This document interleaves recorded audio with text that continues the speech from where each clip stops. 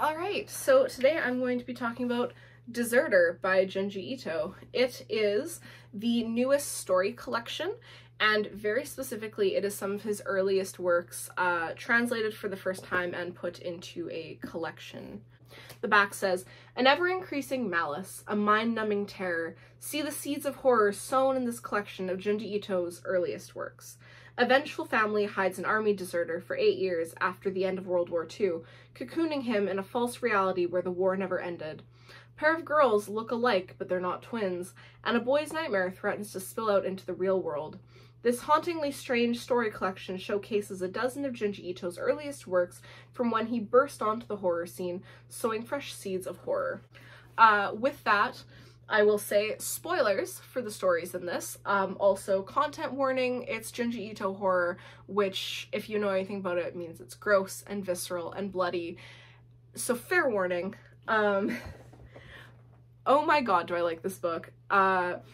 This is really interesting to me because I actually had read some of his short stories with fan scans and fan translations that ended up in here, and looking at the way things have sort of been translated differently is really, really interesting, and I really enjoyed myself reading through it even for that reason alone.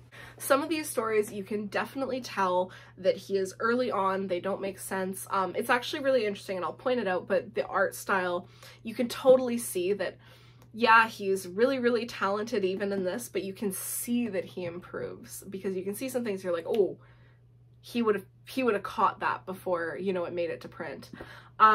Also, and I've talked about this in my Shiver review, the gorgeous blue color, the gorgeous like pink red color for Deserter, absolutely gorgeous. This whole book is just gorgeously printed. Look at that inside. Like, oh, what an absolute joy to just hold these books, you know? I love having them on my shelf, you know? They're so pretty. And like this color work, right? This like visceral, creepy, dripping corpse is just, oh, so good.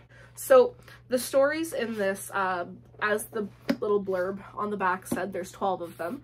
It has Biohouse, Face Thief, Where the Sandman Lives, The Devil's Logic, Long Hair in the Attic, Scripted Love, The Reanimator's Sword, A Father's Love, Unendurable Labyrinth, Village of the Siren, Bullied, and Deserter, after the title of the collection.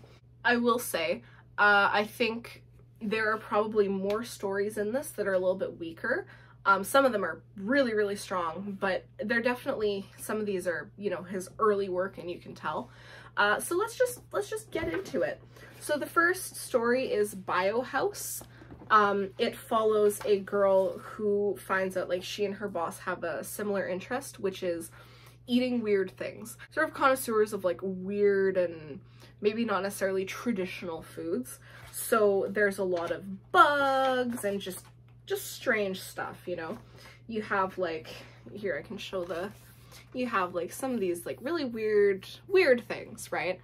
And it ends up with her, them trying to drink blood, and there's vampires, and then there's something about like an experiment, and the storyline, especially for something so short, feels very all over the place. You can tell it's early. It's also really interesting to me, especially coming off of reading a collection like Shiver not too long ago. It's really interesting the amount of black he uses, you know? No hair has, you know, highlights or anything like that. And so you can tell he's really just getting into the craft now. There's just an abundant use of black in some of these stories. If you look something like this. Also, I think it's interesting because something like, actually the same panel here with the guy, you know, sticking a knife into his throat, that is the kind of thing that I think, you know, 10 years of creating stories and sort of refining his craft and his art, I think you would have something a lot grosser to be looking at And I just think it's interesting that you can really see his progression. I think, was it in this one? Yeah. Even, so like, same thing. This little panel here, her chin goes down at a weird angle. Like, it's just not shaped quite correctly. And it's just little things, but it really, I think, highlights how he's improved, right? It's still an enjoyable story. It's a wild ride. None of the stories in here are not enjoyable. They're just, some of them are maybe not as polished as we're necessarily used to seeing from him. The second story is Face Thief, which I think in a TikTok review I did of it, I called it Bullying by Another Name. So this is the title page there, which, can we just take a second to appreciate this weird visual that like makes sense later but is still creepy. Going back to the use of black, this one you can actually see there's a couple places where he does a little bit of highlighting in the black, but also then look at, there it is, this panel here where her hair and the blackboard like just combine together and you don't know where one starts and the other stops. Anyway, so the whole thing with this one is there is a girl who, when she's around someone for too long, her face changes and she's like trying to get the attention of a boy that she likes. And by the end of it, and there is a bunch of things about like face stealing, but by the end, everybody just surrounds her with masks and makes her face change into something kind of terrifying.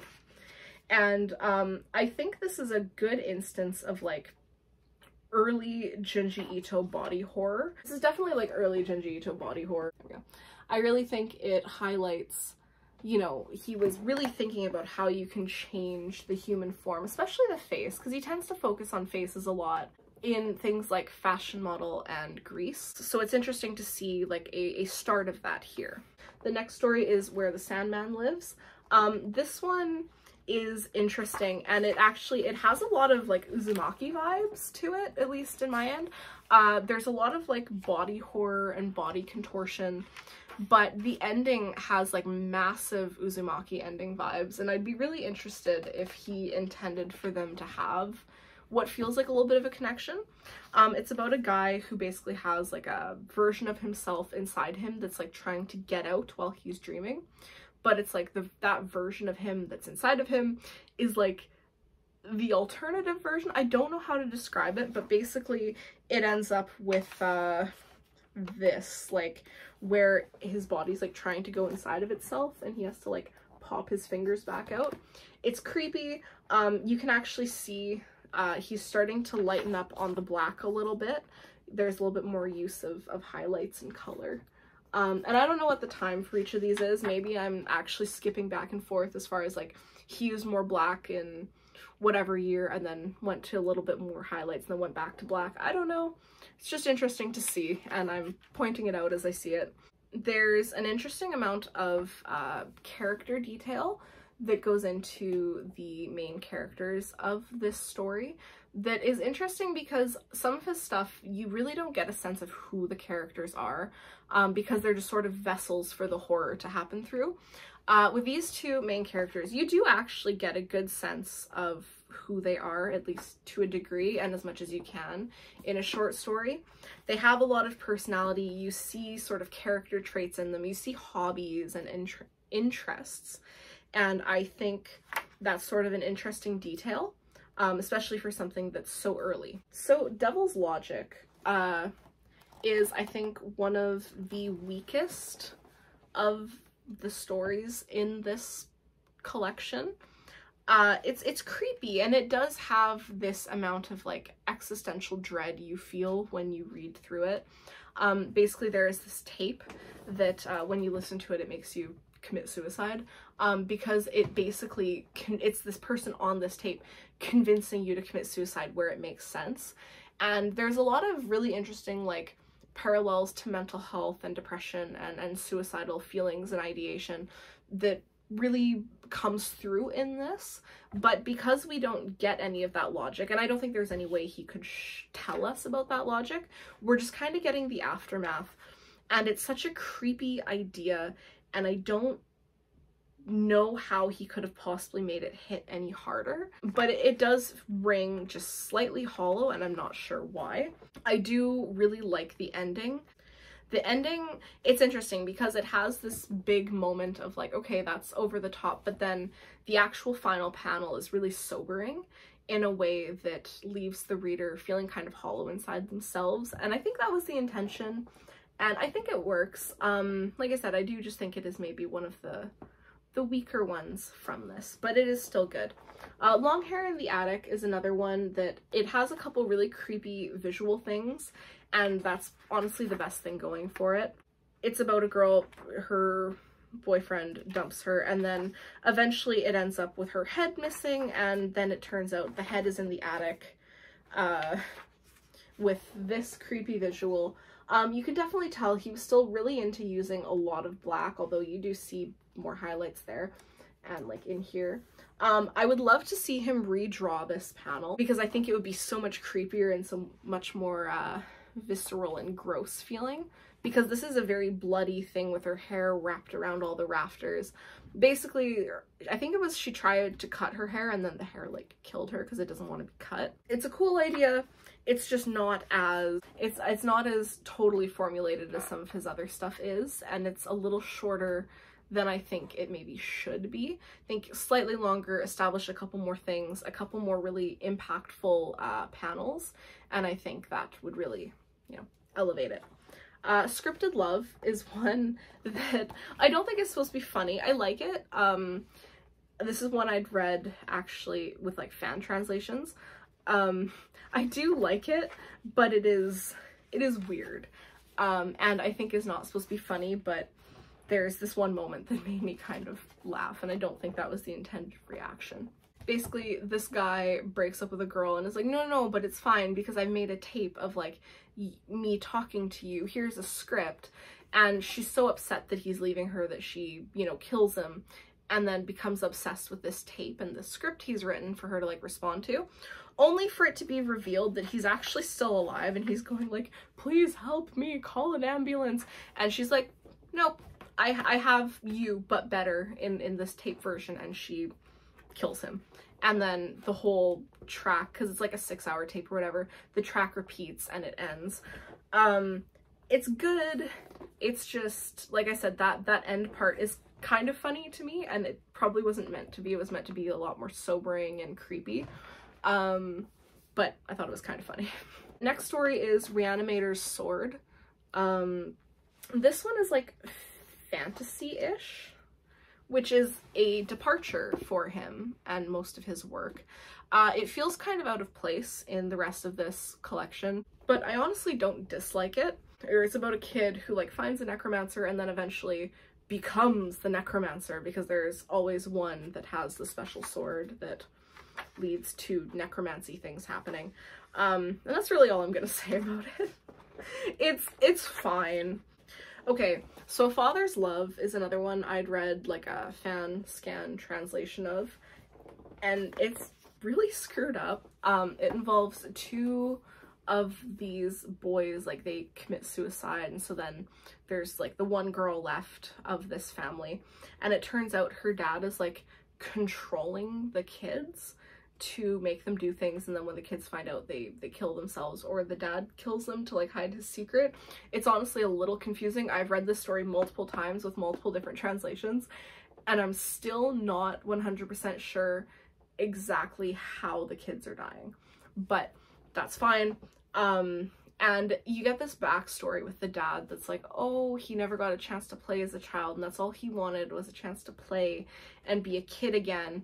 And the ending is he lets them go and lets the daughter and the mom, who's pregnant again, you know, have a life without him, and I think he dies. Yeah, he kills himself at the end in what is actually one of the most like upsetting panels in the sense that it hits a lot harder than maybe it should, especially considering, you know, you're not cheering for this dad at any point. He's very obviously the villain. He's directly caused, whether it was intentional or not, directly caused the death of two of his kids. He was trying to kill his daughter. He, you know, he wants to potentially kill his wife, like, and yet somehow the ending panel is a lot more upsetting than you'd really expect. And I don't want to show it because I don't want to spoil it, because I legitimately think a lot of his work you're best going into very blind, like waiting for what's going to happen, and this ending panel is definitely one of them. Moving on to Unendurable Labyrinth. I'm trying to hide it so you don't see the back panel.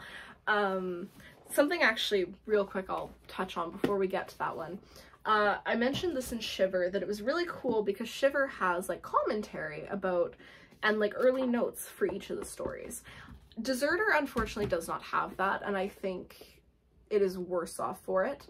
Deserter is still a great collection, but there's something about the fact that we get that commentary and early sketch for Shiver that I really think elevates it beyond just story collection, and I really do wish Deserter had that as well. Even things like having him say, ooh, I would change this now, or ooh, I would redo this panel, I really think would have been valuable insight into his mind, because we got that in Shiver.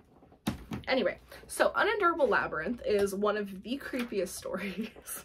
It starts off relatively normal and kind of unremarkable, and ends with like a bunch of monks in a labyrinth that are all like they're dying and screaming, and I don't want to spoil any of it, honestly, because it's definitely, I think, one of the strongest ones in this book.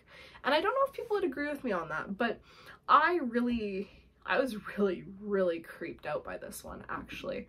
And especially because the main characters who are dealing with this, they didn't ask for this to happen to them. They got lost while hiking, and suddenly horror happens, and you know, you feel for them. So moving on, so Village of the Siren, this is one that like I have to ask myself, okay, what happened, because I don't remember.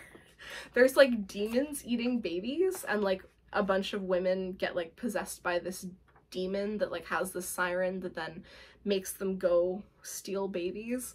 I think it is probably one of, if not the weakest stories in the whole collection, just on the grounds that it's just, there's nothing like super visceral about it that pops to mind, and I only read this a couple weeks ago, so I should still be, you know, really thinking, like, even things from like Shiver and Uzumaki that I read a while ago still are sticking with me, right? So this one doesn't really have that. The storyline's weird and all over the place and doesn't make a ton of sense. Especially because we're used to even other stories of his where, you know what, this is weird and fantastical and doesn't make sense. There's still like an internal thread of logic. This one I don't quite understand. I think they're using the baby blood to summon a different demon. But I don't remember. But it's fine. And like I said, every story in here is good and is enjoyable and is worth reading. And this whole collection is really worth reading, especially if you're a big Junji Ito fan. But there are some stories that are better than others, right? And that's just the way these kind of things work. It's the reality of the format, honestly. You're gonna do a short story collection, you are going to have stories that are better than others. Now we get into two of my favorite stories, and it makes perfect sense why these would be the end ones, because I think these are widely regarded as some of his best early work. So we'll start off with Bullied, which Bullied I think is one of his only short stories that doesn't have any kind of supernatural or fantastical element to it, and is yet still creepy and legitimately scary and depressing. It really touches on the cyclical nature of abuse and bullying. It's a lot. Bullied is one that is really hard to read because it feels very real. Now, the second half of it is maybe less realistic because she ends up marrying the kid she bullied. They have a kid, and then the guy that she bullied when she was a kid takes off, leaves her with this small child, and it turns out it was his whole plan to get revenge on her, but then she ends up just abusing her child, but she's bullying him the same way she bullied his dad. And it has a really striking, really creepy last image, but the thing that actually sticks with me more is the fact that she just, you know, bullied as a kid and then grows up and you think she, you know, regrets all these things. She marries this man only to be left with a small child, and so then she bullies the small child, which, I mean, it's abuse, but you get the idea. It's a really, really good story. It's one that gets referenced a lot, I think, when people talk about Junji Ito, but up until this point it hadn't been officially translated. Lastly is Deserter, which has one of my absolutely favorite end pages and is also one of the creepiest ones. I talk about this in Shiver relating to the hanging blimp story, that it implies horror later and you don't quite know what's going to happen, but it's terrifying. I don't really know how to talk about it without spoiling it, but it's about this family that has a deserter living in their like storehouse room, like a deserter from World War II.